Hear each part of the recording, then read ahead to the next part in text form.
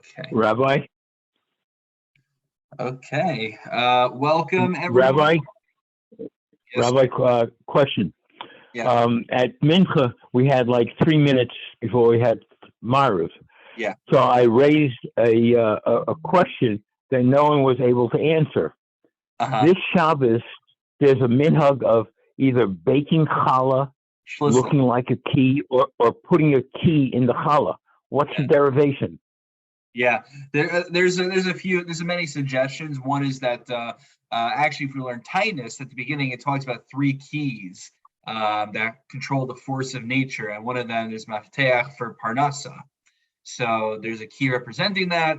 There's academic approaches. Some suggest that Christians put keys in their bread as well, and their keys were in the shape of crosses, and we got it from them, and maybe it's chukas akum.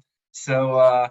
But Yasher Khan, thanks for filling that time between Mincha and Maariv. When I was, the reason we're starting late tonight is because I just come back from a shiva home all the way up in Pound Ridge. So it took me over 20 minutes to drive each way. So anyway, let's get down to it. Not only are we likely a little bit more tired right now, but you'd think, maybe the fate would have it, God would have it, that we'd have a little bit of a lighter Gemara tonight. It turns out that we have a mathematical Gemara tonight. Now, in terms of mathematical Gemaras go, this one is not so bad, actually. It's not like the Yam Shel Shlomo Gemara. It's not like we're trying to calculate pi for a circular sukkah, but there's a little bit of cheshbonos. And I got to say, whenever rabbinics and mathematics go together, that is always when I get really scared, because I was never a good math student. And so we're gonna have to pray to HaKadosh Baruch Hu that I teach this in a very clear fashion. Now, what you might notice, I have the Mesivta Gemara over here, and it has a chart that we're going to be referencing soon. The art scroll I checked also has a chart. And the thing is, I found the table that's in the Mesivta to be a little bit more intuitive for my understanding. So I'm not going to make direct reference to that table in Art Scroll, but if you have an Art Scroll, it will be very helpful for you tonight. How so? Let me give you a bird's eye overview of what to expect to see tonight, and then we'll jump into the details. The first part of what we're going to do tonight, we're going to start all the way from the top of Yud Aleph and Beis on 11b, in which we're going to continue our discussion about kings who had dominion over the entire world and kings who did not have dominion over the entire world, at least in a conventional sense. Following which, the bulk of what we're going to do today is that there is a prophecy that says within 70 years, God will redeem the Jewish people. And so what we're going to go through is a number of mistaken interpretations where Belshazzar and then many years later Achashverosh both miscalculated the 70 years. They thought the time was up early, and they said, the prophecy didn't come to fruition. God didn't keep his end. God didn't redeem the Jewish people. It's time to party. And that's how the Sudas Achashverosh begins. So we're going to go through a few mistaken calculations, and then we're going to give the correct calculation, and then one last mistaken one. Okay? Yeah, I'm sorry. I just logged on a second late. What page are we on? We are on Yud Aleph and Beis 11b. Oh, I didn't miss that many. Oh, okay. We're only on time. Did I miss a week and I didn't realize? Yeah, there we go. Okay, so we're all the way on the top. So what we said previously was that there were three kings who ruled over the entire world. But the thing is, in addition to, let's just see who we had. It was on the previous summit. We had Nebuchadnezzar, we had Achashverosh, and we had, I think, Achav was the other one. So the question is, all the way at the top, Besuleka, were there no other kings who had dominion over the entire world? Va'ika Shlomo, what about King Solomon? So the answer is, like Machuse, his kingship he didn't end off as a king. What does that mean? There's another Gemara, I believe it's in Gittin, if memory serves, in which Ashmedai, there's this whole fantastic story about Ashmedai, who's the king of the demons. He dethrones Shlomo HaMelech, and Shlomo becomes his vagabond, and Ashmedai shapeshifts or almost fully shapeshifts and assumes the identity identity theft is not a new thing. It existed back then as well. He assumes identity is Shlomo HaMelech. And there are two opinions rather, as to how the story ends. So, this makes sense if Shlomo HaMelech never returned to the throne, that it's a very solemn end to the story. However, Elaman Damar Melech Behediot Umelech, that Shlomo HaMelech started his career as a king, then he got dethroned, and then he reassumed the throne at the end. Ma'ikla Neymar. So why don't we count him in the list of kings who ruled over the entire world? It ended on a good note. So the answer is, yeah, you know what? Shlomo is so good, he's into a category unto itself. Shlomo Milsa Achrisi Havabe, Malach al Halyon al Tachtonim, Shnemar Vayish Shlomo al Kisei Hashem. Shlomo HaMelech was so great, he didn't only have dominion over those on earth, he had dominion over metaphysical beings as well, over the Shadim. And because he is just another category into itself, we don't count him with those who only have dominion over man. But what about another king we could have counted? What about Sennacherib? The Siv. All your gods, he says, couldn't save you from me. It sounds like he conquered all the nations. But he wasn't able to conquer Jerusalem.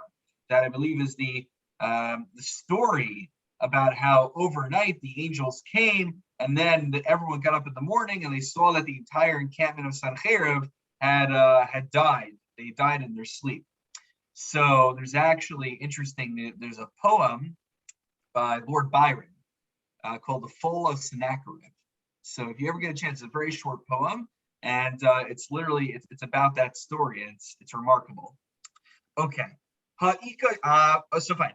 Ha'ika dar yavesh, t'chsev dar yavesh malka, katzalcha mamaya umaya v'lishna, di dayar b'cha'ara shlamechon yaska. So he sent a letter to all the different nations and languages, ethnicities, this and that. He sent them all who lived throughout the land. He sent them a letter saying, guys, you should continue to have much shalom, much hatzlacha, and basically this indicates again that he has dominion over all of the world. You see, he had dominion over most of the world. He ruled over 120, but not over 127, like we said for Achashverosh.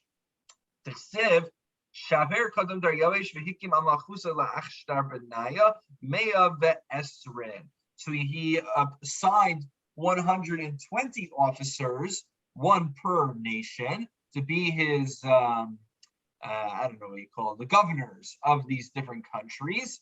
But it says 120, not 127. And I know what some of you might be thinking. Maybe like one country over time fused with another country. Who says it's always 127? It's an interesting assumption that there was always 127, at least during this time in history. Okay. Final question. But Ika Koresh. Koresh we're going to talk about later as well. Koresh, what do we know about Koresh? What's the famous act of benevolence from Koresh? You don't know. Okay, you know what? I'm not going to spoil it for you. We're going to find out at the end of the Gemara today. Dsif, Koamar Koresh Melech Paras, Kol Mamachos Aras Nasan Li Hashem. Koresh says that God gave me all the lands of the world. So why don't we count him among the kings who ruled over the entire world? It says explicitly that he ruled over all the countries. So he did something that politicians tend to do. Hasam Ishabuche hu dekamishtachi benafshe. He was patting himself on the back. He was talking about all of his great accomplishments. You ask a politician, how are you doing? What grade do you give yourself? I give myself an A++. So that's what Koresh was saying. And I'm not going to mention any specific people.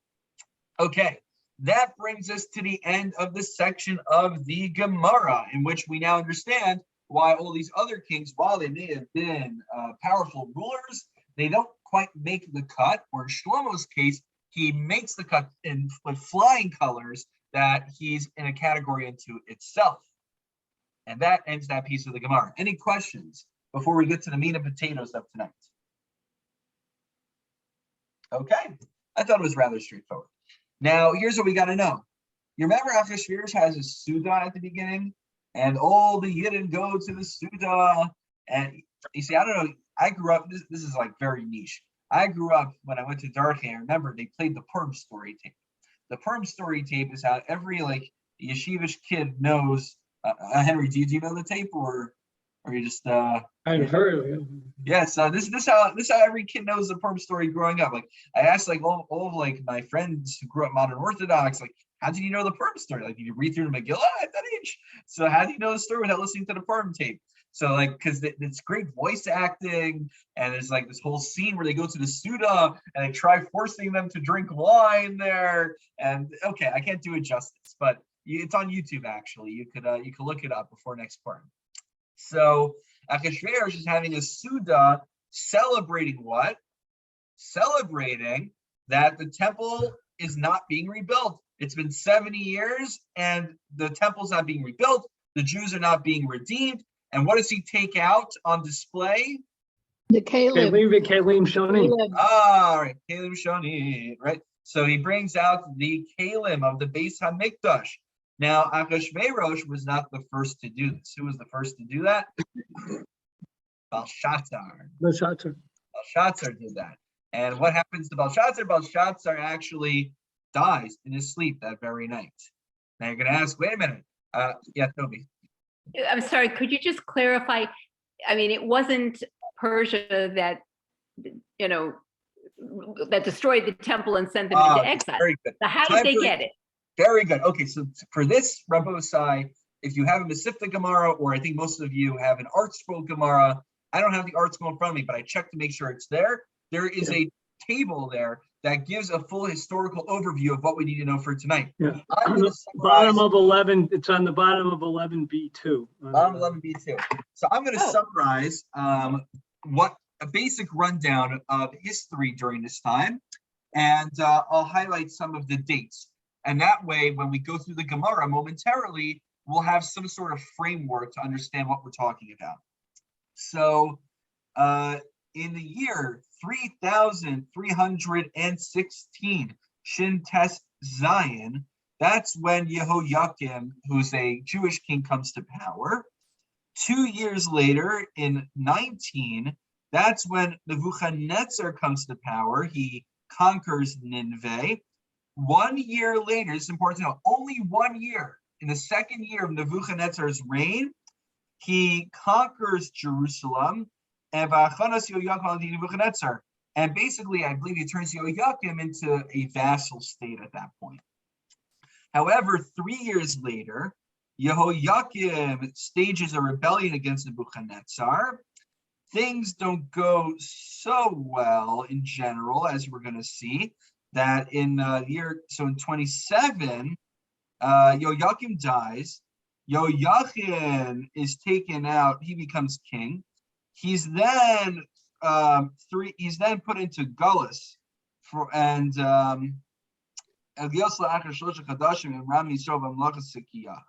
they're thrown to Gullus. And then in the year when we're in 38, that's when Tzidkiyahu dies. And that's when the Chorban Beis HaMikdash is. So what's important to note is that even though the destruction of the temple only took place at this point, there were a number of what you might call mini exiles beforehand. Nebuchadnezzar taking over, opening up shop, and throwing the king into exile as well. After destruction of the Beis HaMikdash, Nebuchadnezzar dies a number of years later, and that's when evil Merodach. I love how they, by the way, translate or transliterate his name, because they call him evil, like Eva, EVIL, but it's just it's not a translation, it's a transliteration of Aleph Vav Yud Lamed. So I always get a kick out of that one.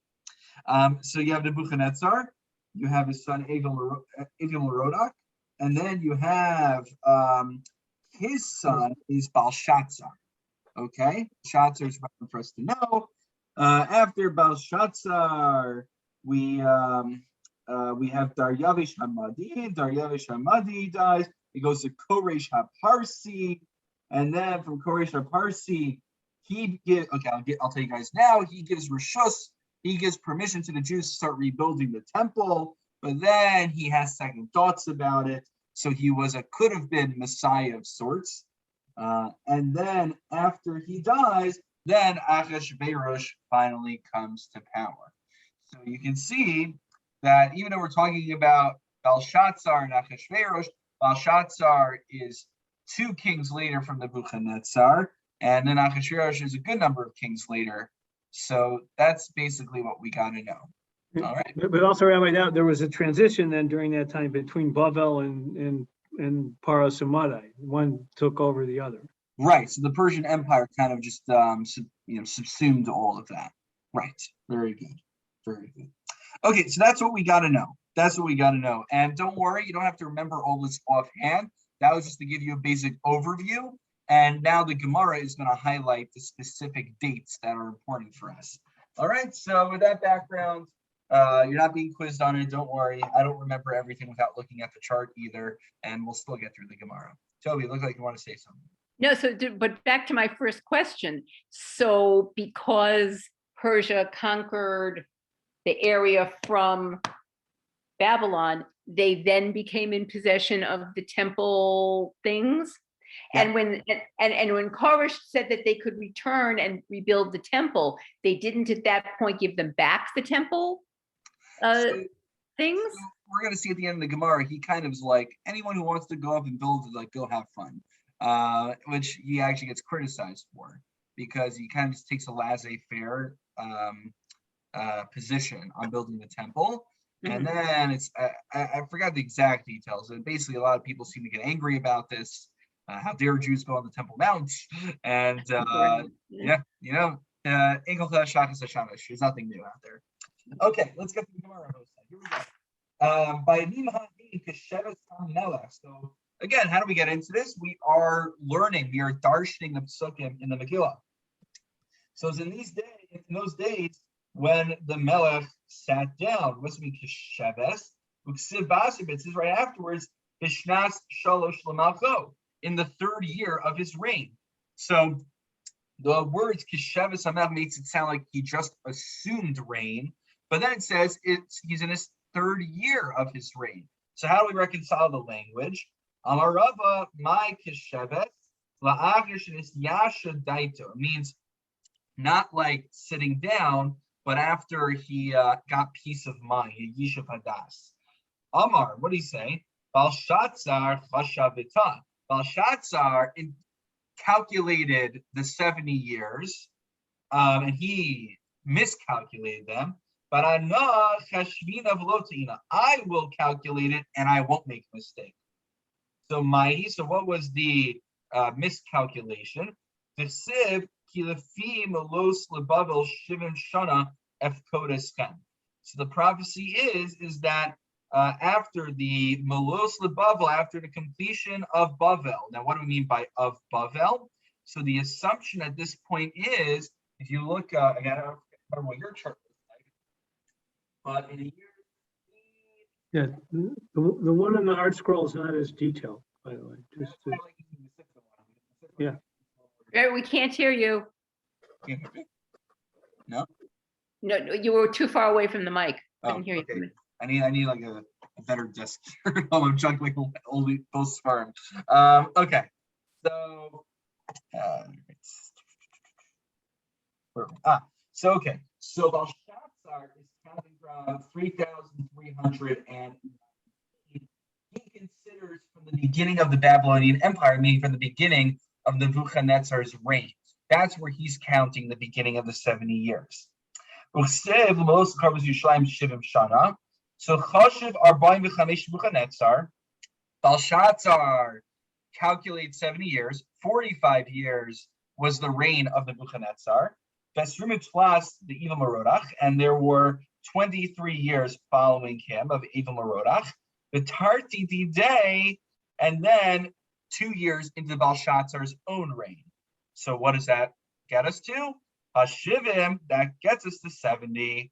So Afik money to Beit Mikdasha Vishtanish Perum, and so he took out the kalim, the utensils of the Beis Hamikdash, and he threw a party. But things did not work out for him. He died the very next day. So, but the Gemara pauses for a moment. This is a mistake. You know what? I'm just going to root it for you guys. I'm going to spoil it just to make things easier. The proper calculation is from the destruction of the temple. Okay? I think that's actually very intuitive. We count the 70 years from the 70 years when we were actually put into Galus, when our temple was destroyed. But you read the psukim, one of the psukim giving the prophecy talks about Bavel.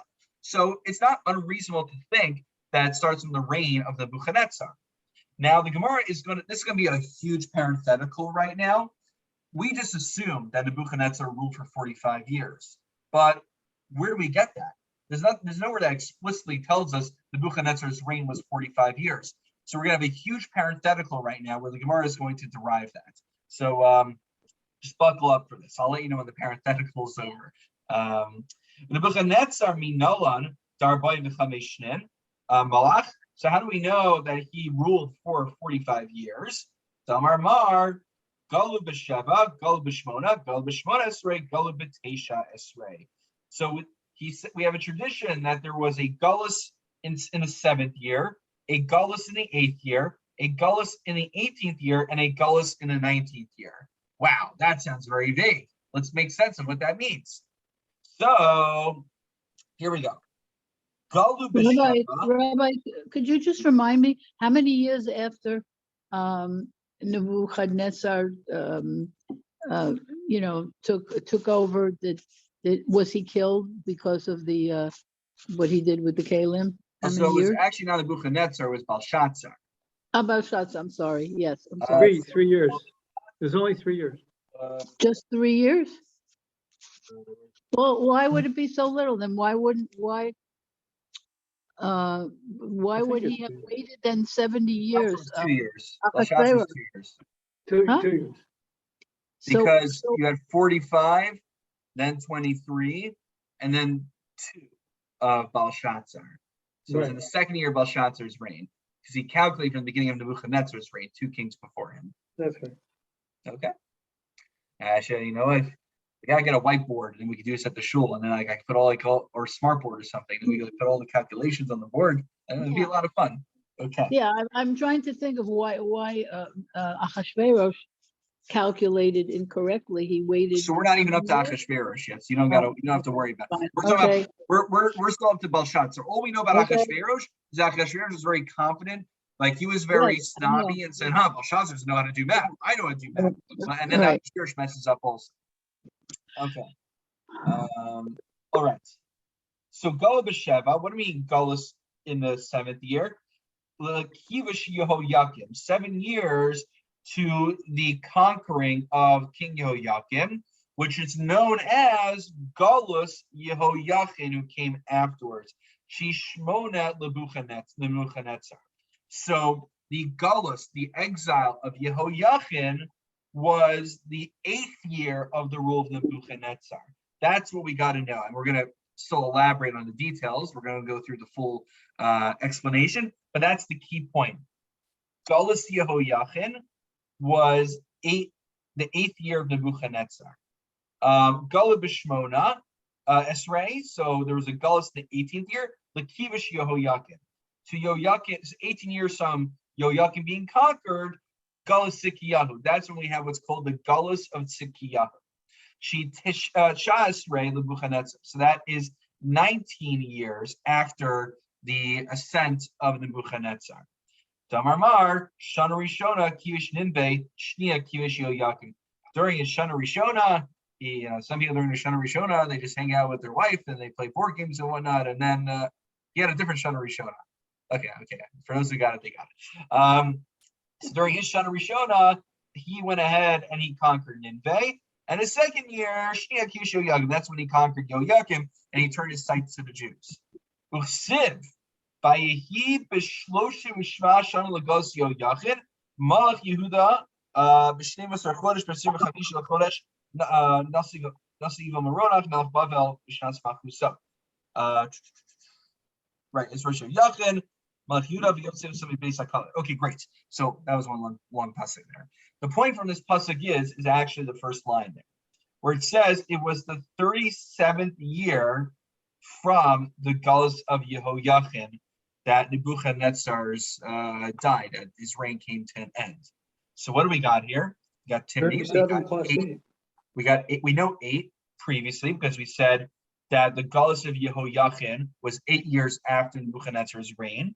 Utlas Mesheva, and we get 37 from this pasuk that says 37 years after Yehoiachin was when Nebuchadnezzar's reign ended. 37 plus 8 is, for those who don't know how to do math, like myself, the Gemara does it for us. What we see from here is that you do basic addition, you get 45 years of Nebuchadnezzar's reign. 8 leading up to the Galus of Yehoiachin, and then 37 following the Galus of Yehoiachin. And then Besin Flas to Evil Rodach, and then we have the next 23 years of the evil guy.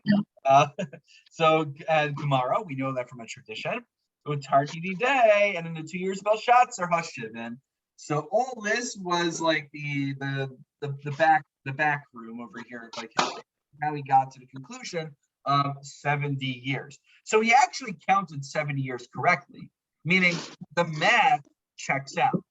The issue is that he just had the wrong starting point for the 70 years. Now, Amar, Ashtavale Sulam Mifraki. So now he says, certainly the Jews are not going to be redeemed at this point. Avik might be Mikdasha. We just give wherever the new business is coming from. Just remember to mute ourselves. There we go. Okay, found it. Okay, so Avik might be Mikdasha. He takes out the kelim of the base of Mikdash and uses them. Daniel, and this is what Daniel said.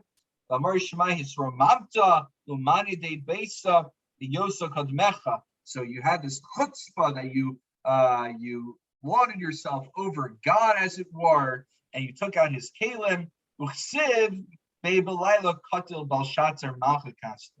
That it was that very night that Belshazzar committed this terrible affront to God that he died in his sleep. And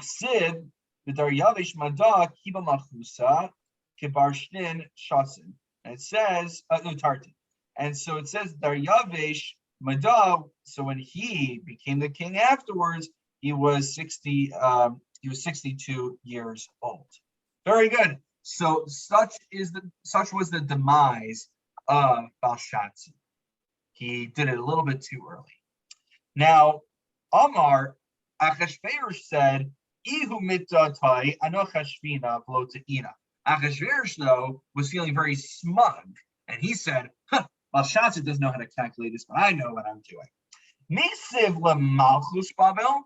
Does it say in the pasuk that we calculate from the kingdom of Bavel, from the beginning of the kingdom of Bavel? It just says the word lib Bavel. It said, my lib Bavel, ligolus Bavel, to the Gullus of Bavel.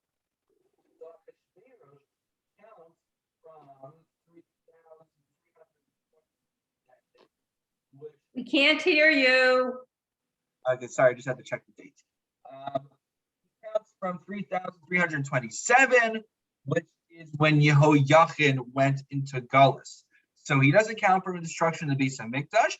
He counts from a few years earlier when Yehoiachin went into Gullus. So since Achashverosh doesn't count as early back as the ascent of Nebuchadnezzar, but he pushes it to the Gullus of Yehoiachin later into Nebuchadnezzar's reign. So how many years do we have to account for now? Timni, 8. So so how do we make up that 8? How did Achashverosh add 8 more years? An additional year of Belshazzar. The Chamesh Daryavesh, the Koresh, Utarti Day, Hashivin. So then there was 5 years which Daryavesh and Koresh shared, and then 2 more years of Achashverosh's own reign. When he saw that 70 years had passed according to his calculation and Jewish people were not redeemed, Amar Hashavade Sula Mifraki, he's basically the exact same thing. You know, it's like a fool. He didn't learn from Belshazzar's mistake. So he takes out the kelim of the Beis HaMikdash, Apik money the bay mikdasha mishtanish behu. Bas Satan v'riked b'nehen, comes the Satan and he dances among them. V'haragas Vashti, and he kills Vashti. So it's an interesting use of language. We say the devil dances among them, the dance with the devil at their party. So we're actually going to see when we do our shir, hopefully it's coming Monday night on Flags and Shul, where Moshe used this kind of language when he was describing how it shouldn't lead to machlokes. It shouldn't lead. He says if you can get flags out of the sanctuary of the shul, that's ideal. But if it's going to cause machlokes and discord, and then the next board meeting is going to be a fun one because of it, so it's not worthwhile. It's not worth the machlokes. So he uses that similar kind of metaphor that the Satan is dancing among us, meaning the Satan. It's like it reminds me of, what was that, an American Pie song? I saw Satan laughing with delight the day the music died. So it's that kind of imagery that's invoked there. I forgot who explains it this way, but one of the explanations for dancing is because dancing is something that arouses sexual impropriety, and so actually that's what was happening. Was Achashverosh called Vashti out to come out nude, and then she refused, and then Vashti got killed. Now you might be wondering, wait a minute, if Belshazzar was the one who sinned and he got killed, if Achashverosh did the same thing, why did Vashti die? Why did Achashverosh die? And there's another explanation given, but one that I got a kick out of was one explanation was given was Ishto Kigufo, that his wife shares. She was also Belshazzar's daughter, so it was the. You're saying so it kind of runs in the family. Yeah. Right. I like that. So right. So she was his daughter, and that's kind of how Achashverosh became the king. It's ironic. He became the king because of Vashti, but then he kills Vashti, and he's still the king anyway. Okay, very good. So the question the Gemara asks is, so wait, what was wrong with Achashverosh's calculation? So the Gemara answers, now this is the actual approach, this is the correct one. So he is mistaken because he was supposed to count from the destruction of Jerusalem. So in the end of the day, how many years we have to count for when we deduct? What's the difference of years that elapsed from the Galus of Yehoiachin to the destruction of the temple? 14 years. So Ia Kama Malachar Besar, and by our base of the day, actually wait, there was a different, sorry, 11 years, my mistake. 11 years. So Ia Kama our Besar, by our base of the day, the base of Mikdash. So the question is as follows. If we follow the calculation that 70 years elapsed from the destruction of our temple, then actually in the 14th year of Achashverosh's rule, that's when the Jewish people should have been redeemed. But why did we have to wait until the next king? Until the continuation of the pasuk is until the second year of Daryavesh, the king of the Persians. It really should have just finished in the 14th year if we follow this calculation. Amarava, Shnayim Mukutos Havu. We had cut up years because it wasn't like the one king finished his tenure on December 31st, and then the next one continued on January 1st. But these things just happen, someone dies or someone's kingdom gets taken over. These can happen any day of the year. So the issue was that Achashverosh assumed that if one king died, another king took over, he considered them to be two separate years, when in fact they only counted for 1 year. Tani Nami Hachi, there was one more year for Bavel. Came and he completed that missing year in the calculation. So that's how we get to the second year of Daryavesh, because you can't consider the half years to be considered full years. That was a mistake that Achashverosh made in this calculation as well. Okay, There was one other person who made a mistake, and this one's the most surprising one, because you would think these non-Jewish kings, Belshazzar, Achashverosh, okay, what do they know? But would you think Daniel also wouldn't know how to calculate it? He was pretty close. Amar Rava, Af Daniel ta b'hai chushpan, d'chsib, b'shnas achas lemalcho, ani Daniel benosi b'sfarim, mitgar benosi mechlal d'ta. So the implication is that from this pasuk, it would seem to suggest that Daniel also misinterpreted where we start the calculations. So again, let's just review very briefly what the four different interpretations calculations are. According to Belshazzar, you count from the beginning of the Nebuchadnezzar's reign. According to Daniel, which we're going to see right now, you start counting from 1 year later when he conquers Yoyakim.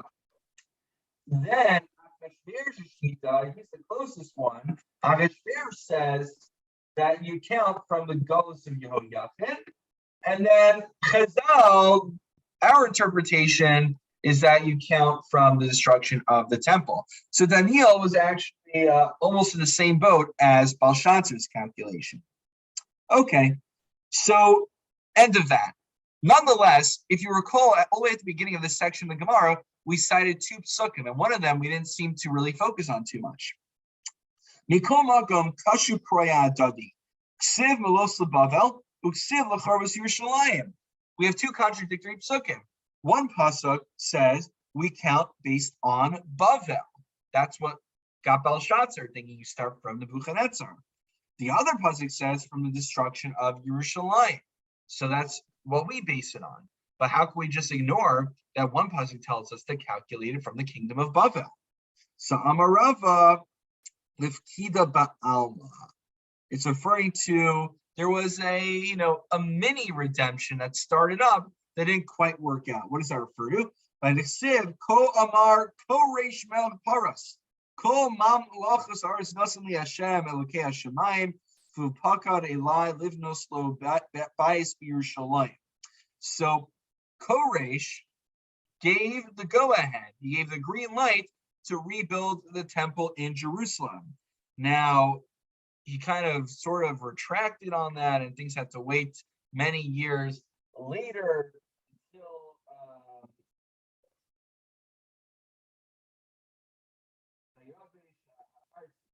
until Daryavish HaParsi came along and gave permission to rebuild the temple. So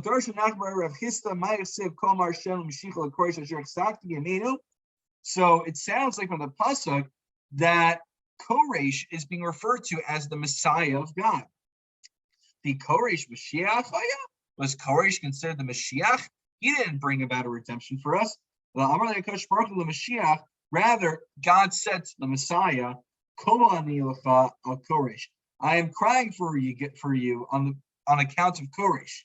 Ani amarti hu yivna basi kavis giliosi. I said he'll come and rebuild my house, and he'll bring back those who are in exile. For who Amar, he wants to come out and rebuild the temple.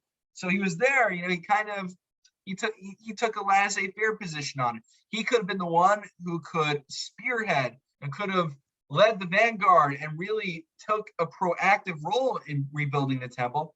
Instead, he's like, I'll give the Jews a building permit and let them make of it what they will. And things didn't work out until many years later. So how does it answer our question?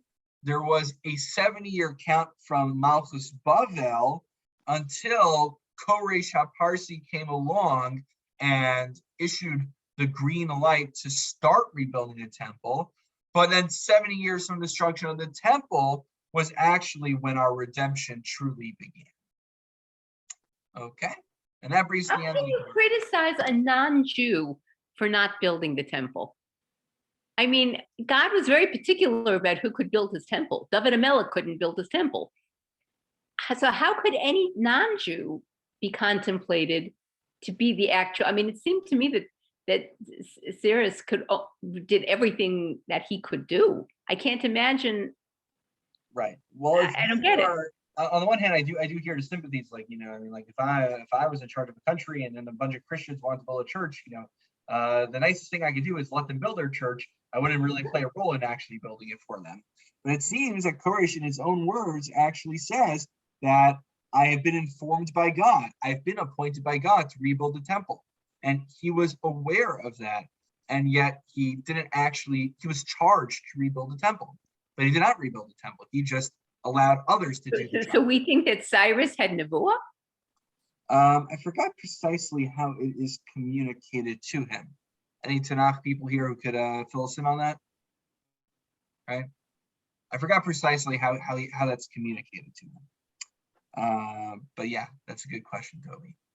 All right, the hour is late, Rabosai. I don't want to hold you guys on here any longer. I myself am nearly falling asleep. Hence, starting next week, we will be learning at 7 p.m. Both my evening shir, Monday and Thursday, God willing, will meet at 7 p.m., conclude prior to Mincha. And I think we're going to keep it basically at 7 p.m. Maybe we'll move it to 7:15 if it gets really late, but I think we're going to keep it at 7 p.m. throughout the, at least into midway into the summer. I think that makes sense, monim-wise, right? All right. Shkoach, everyone. Have a wonderful Shabbos, and thank you for your flexibility. Thank you. Enjoy your challahs with the keys there, Erwin. All right. Don't swallow it. There you go. Shabbos, everybody. Good job. Shabbos.